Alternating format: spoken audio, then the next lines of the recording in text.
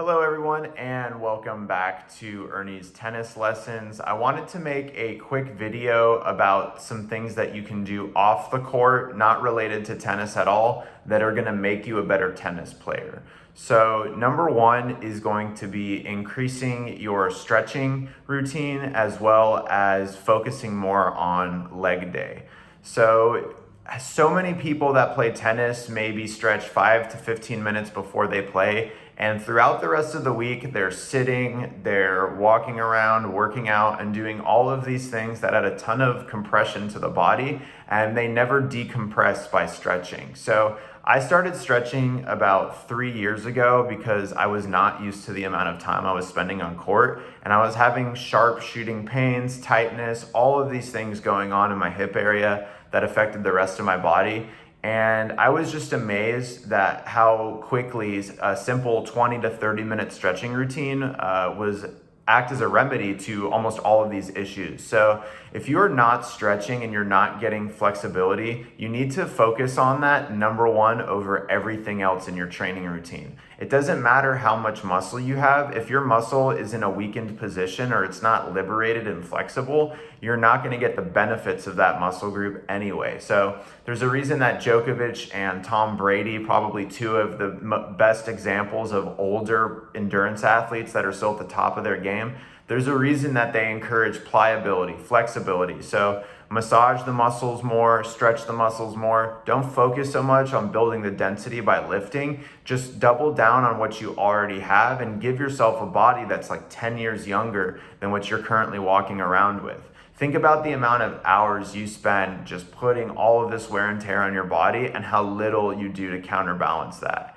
Now, second, on top of that stretching within the working out framework of the first pillar is adding leg day to your routine. So the upper body workouts are great. I personally think that just getting very good at pull-ups is enough practical upper body strength that it really suffices for everything else on the upper body sphere. Your core and your legs, if you want to be an amazing tennis player, need to get about 70% of your attention in your training, especially strengthening those legs. As you get tired and fatigued, the first thing that goes is your knee bend, and you start getting higher and higher on your shots, and you stop sitting down low. What happens? Your shots immediately lose the consistency that they had when you were comfortable sitting down in a lower position. So work on your quads, your hamstrings, the muscles that are going to allow you to keep a severe knee bend for 2-3 hours at a time without getting fatigued. And again, stretch the hips, flexors. That way you can get down there without too many issues. Now, the second thing you can do to immediately get better at tennis without hitting a tennis ball or playing tennis is watching more high-level tennis matches. When you start learning an instrument, you're probably going to latch on to one or two musicians that you really dig, and you're going to learn and observe the way that they move around. For me, it would be guitar, the fretboard.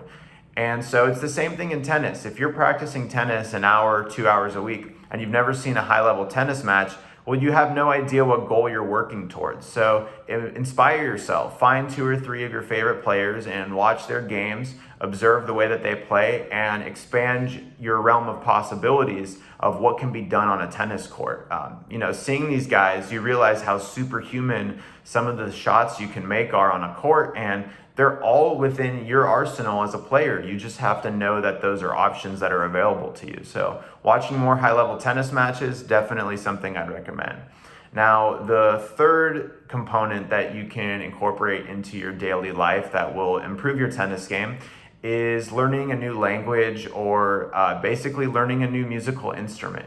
Now, the reason that I'm a big fan of either of these two avenues, and I look at them kind of like the same thing, is that learning a new language or learning how to play an instrument will change your understanding of vibrational frequencies and rhythms, and it'll just kind of unlock a new dimension to your mind that you won't have if you just are stuck speaking one language and don't know how to read music or a new language. So just like musicians that know how to play music, they experience music on a deeper level. You need to be able to kind of access that sphere of existence by learning a new language or an instrument. With tennis, I would highly encourage learning the language because you're going to be meeting international players, and it's always cool to be able to communicate. And this will help you on court.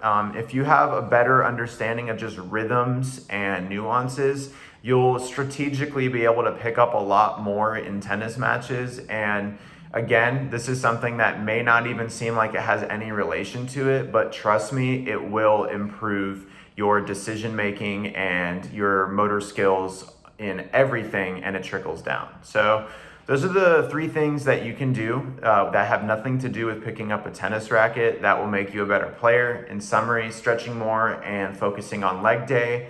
Number 2 is watching more high-level tennis matches. And number 3 is learning a new language or how to play an instrument. This is Ernie's Tennis Lessons. Hope you got something out of this. Click subscribe or do whatever you have to do to improve my YouTube algorithm, and maybe one day I will make money doing this. Thanks so much. Have a great day.